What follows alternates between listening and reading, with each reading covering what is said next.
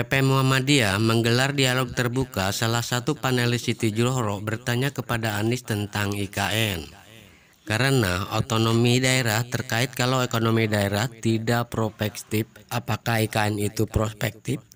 Anies menjawab, yang IKN tadi, saya numpang jawab statement itu. Ketika tujuan membangun kota baru dan ibu kota baru adalah dengan alasan pemerataan, maka itu tidak menghasilkan pemerataan yang baru.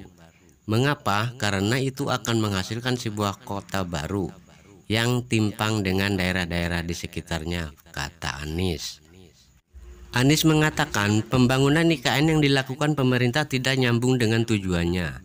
Sehingga menurutnya pembangunan IKN yang kini tengah dijalankan oleh pemerintah perlu dikaji secara serius. Jadi antara tujuan dengan langkah yang dikerjakan itu enggak nyambung. Kami melihat di sini problem, karena itu harus dikaji secara serius, ucap Anies. Tentang IKN, karena otonomi daerah itu terkait. Kalau otonomi daerah tidak prospektif, apakah IKN itu prospektif untuk Indonesia?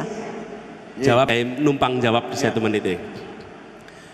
Ketika tujuan membangun kota baru dan ibu kota baru adalah dengan alasan pemerataan, maka itu tidak menghasilkan pemerataan yang baru.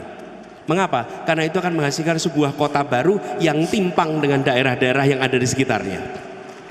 Jadi antara tujuan mau memeratakan Indonesia, tidak. Kalau mau meratakan Indonesia, maka bangun kota kecil menjadi menengah, kota menengah menjadi besar di seluruh wilayah Indonesia. Bukan hanya membangun satu kota di tengah-tengah hutan. Karena membangun satu kota di tengah hutan itu sesungguhnya menimbulkan ketimpangan yang baru. Jadi sekali lagi nih, antara tujuan dengan langkah yang dikerjakan itu tidak nyambung. Nah, kami melihat di sini problem. Ini problem. Karena itu ini harus dikaji secara serius.